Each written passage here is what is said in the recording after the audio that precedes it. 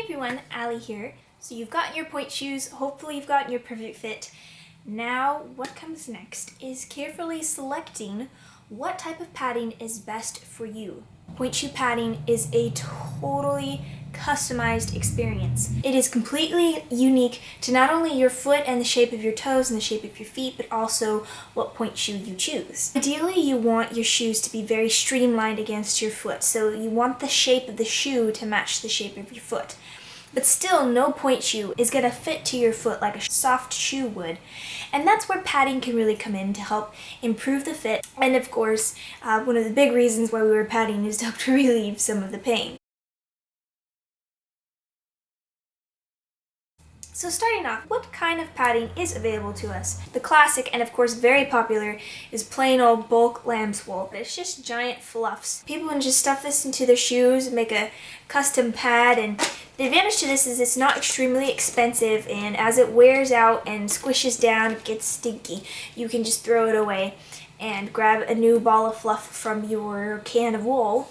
There are gel toe pads like these. These are pretty thick, or maybe something like this. They're a little bit more thin. They don't have quite as much bulk at the tip of the toe, and the cut is different as well. And also you have lamb's wool that is already made into a pad.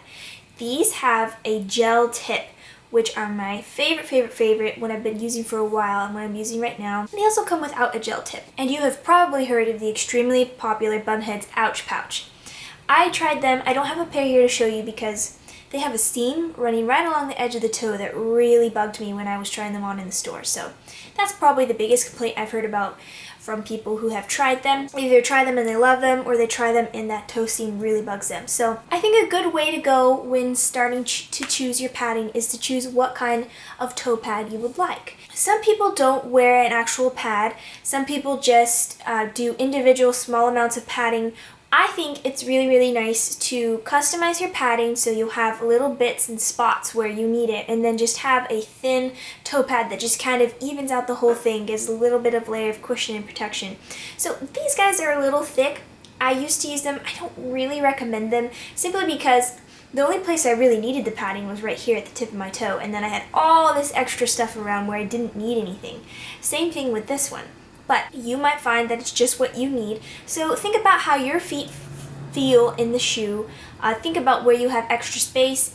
These can really come in handy if you accidentally get shoes that are just a smidgen too big, a smidgen too wide.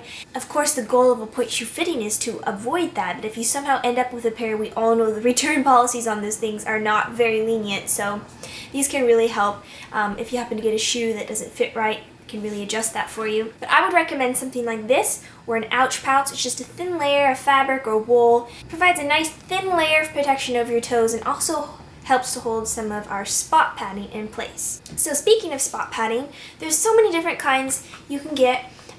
These are my favorite. This is what I'm using right now. These are called toe savers. It comes with two of these little blue guys, little gel dots, and two of these purple ones. As you can see, I've used these heavily, so sorry if they look weird. But these are so soft and squishy. They really remind me of mochi. If you've ever had mochi, it's like one of my favorite treats. But they're so soft and gummy, and they provide really great relief for the tip of my big toe and on my big toe knuckle. So these can be little guys that you just stick in where you have a little extra pressure. They're thick enough to provide relief, but yet they squish down enough to where it's not going to add more pain, because that's something that can really happen when you're wearing too much padding. For example, if you have a long big toe like I am, and you pad the long big toe too much, all you've really done is made your big toe even longer, so now it has even more pressure on it. But if you can get it just right, you can relieve some of the pressure while still not putting on too much padding.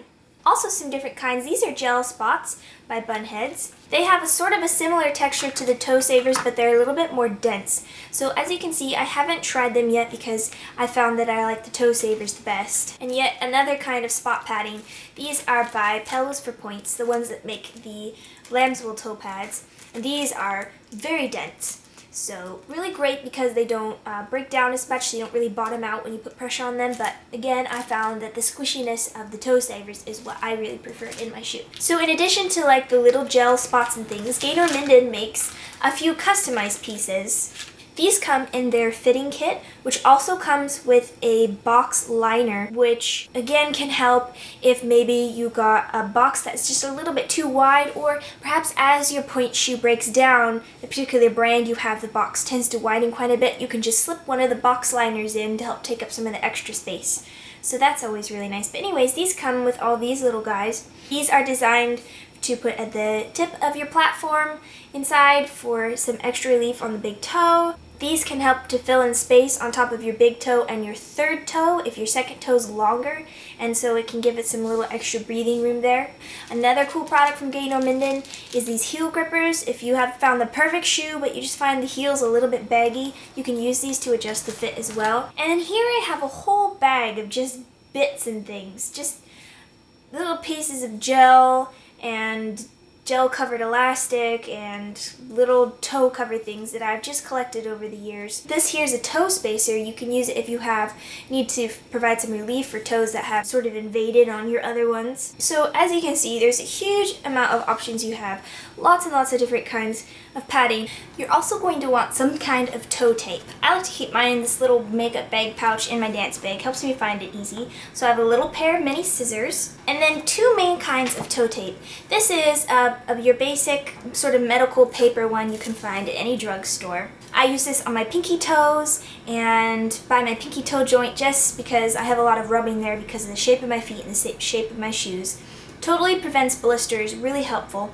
And then this one's sort of fancy. It's actually kind of a foam tape, so it's a little bit thicker and actually provides a little bit of padding. So if you find that you need a little bit extra, this stuff can be really, really great to provide some relief too. Also, tape is, of course, very, very helpful for holding down the little gel spots and little pieces of padding. You need them to stay in place, you can just tape them down too. So what I recommend, get a toe pad, something thin and basic like this, or maybe like an ouch pouch. Get these toe savers, they are wonderful and squishy. And then get some sort of pieces of gel covered fabric. I think these came from probably like a big toe cap thing, and I just cut it. And these are just really come in handy whenever you need little spots of things to place in your shoe. And why do I keep saying that? Okay, so the next step, get your Pointe shoes, slip on just your one little pad, and I do recommend dancing with tights over your pads. Really helps to last longer. So slip this on your toes, put your tights over your toes, put on your shoes, and then go in the kitchen or something and just do a little bit of Pointe work. Do some susus, just stay up there and shift your weight back and forth. Feel where there's pressure, feel where you know that's going to start hurting. One of the big issues of trying to find padding for your Pointe shoes is that you might try something new, it might feel good for the first, minute or two, and then next thing you know, you're stuck in an hour or an hour and a half class of Pointe with feeling miserable because it's hard to tell what that's going to do without spending a good amount of time testing out the new padding, seeing what it's going to feel like. So when you are going to decide what padding is best for you and try out something new, give yourself, I think this is taking me up to an hour. Whenever I change my padding, it's a really trial and error process. You need to take it really slow, give yourself lots of time to find out exactly what works best. Okay, so once you put this on and you're like, okay, I feel some pain at the tip of my big toe. I think I need some more there. So on one foot, leave it the same. And then on the next foot, try something new so you have something to compare it to. So say on this foot, I'm going to leave this, but on the other foot, I'm going to try putting one of these little toe savers at the bottom of my box, right on the platform. So it will look like this inside the shoe, because it just feels like I need a little bit extra. Then I put both the shoes back on, and I go ahead and try it out again. See which one feels better. Like, does this feel good? Does this one feel good? And then we decide, okay, this one feels better. So again, you repeat the process, trial and error. You say, it feels a little bit better, but I feel pressure on my big toe joint. Feels like there is some pressure on the top of the knuckle. It feels like that's going to really start hurting, in class after a half hour or so. So then you might take another toe saver and you might place it on top of where your big toe knuckle would be. So it would look something like that inside of the shoe. But don't forget, you want to match your other foot minus one step. So everything's the same except for the last thing that you did. So kind of like this. So then you put your shoes back on, test it out again. Which one feels better? Maybe this feels like too much padding now and it hurts more. Maybe you like this one better. As you can tell, it's a huge trial and error process. You really want to feel out what's best for you. So now I'll go ahead and show you guys what I use in my shoes and what I found has worked best for me. So here are my feet, and here are my Pointe shoes. These are Russian Pointe Sapphires, and I really love them. So what I do is I tape this pinky toe.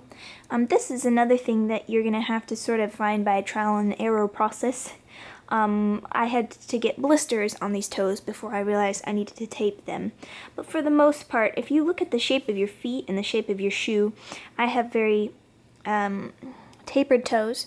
So in a tapered box, which is shaped like this, sort of, comes to a smaller point here, you can tell that I'm going to be rubbing on the sides of my feet here. So if you can sort of prevent that for you, you definitely don't want to have a blister. So probably a lot of people need to be taping their pinky toes. So I tape just around the end there, and then also I put a piece of tape across this little joint here, which really helps. I am starting to develop little bunions here. If you can see, this joint right here is starting to stick out, and it gets pretty painful in the shoe. So what I do to help pad it is I take a piece of just like gel cover elastic. It's pretty thin, just a little guy, and I tape it right above where this is, so it just kind of takes a little bit of pressure off of it. So I tape that down as well, and then I put a little jelly on my big toe knuckle because I have a lot of pain there as well. So once I have that on, I just pop my gel covered lamb's wool pad over the top, and then once I have all of that on, I pop my tights over the top, and it holds everything down really nicely. So while I've got all of that going on my foot, I take one other little jelly and I put him down at the bottom of my shoe, right where my big toe is, because I usually need a little bit more protection right on the tip of my big toe. So it can be kind of tricky to get it in there, but you just have to sort of practice, and you can get pretty good at laying the gel down right where you want it to go. You probably can't really see that in there, but it's right there. So that's what I do for my shoes. It's really simple and really nice because it's just these 4 little pieces over here that I use. And it was a huge trial and error process, especially since I just started using these a few months ago, these shoes. Every time you change shoes, you're probably going to have to change something about your padding, because it will definitely, your shoes, the fit of your shoes and how they fit against your feet and your foot shape definitely affects what kind of padding you're going to need. Now, even if you have a similar foot shape to me and you use similar shoes, you still might want to customize your padding even more. So for example, to help your foot fit better in the shoe, you might want to add a little bit of piece of lamb's wool on the top of these shorter toes to help take up some of the space in the shoe, to help take off some of the pressure on your big toe. So there's lots of different things you can do. Just experiment. Like I said, you're just going to want to get a basic cover pad, and then just get a few little pieces, little guys you can just place where you need it, and then that way you can have the best fit with the least amount of bulk in your shoe, and that's what you don't want. You need to be able to feel the floor, and having used really thick gel pads in the past, I can vouch that this makes you feel much more safe when you dance, because it doesn't feel like you're stepping up onto a dead foot. You know, there's enough padding to where it takes a lot of the edge off the pain, but not so much where you can't even tell like if you're touching the floor or not, because you have so much stuff on your toes. So that's about it for that, you guys. I'll try to post links to the stuff that I talked about down below. Please let me know if you have any questions. Pointe shoe padding can be tricky, and a lot of teachers have different opinions about padding too. Some of them don't even allow you to use any type of gel toe pad, which I can understand their reasoning, but sometimes a gel pad is really the best thing for your foot. So let me know if you have any questions. I'll try to get back to you. And thanks so much for watching. Don't forget to subscribe and check me out on Facebook at facebook.com/themissallyk. I will see you all again. Bye!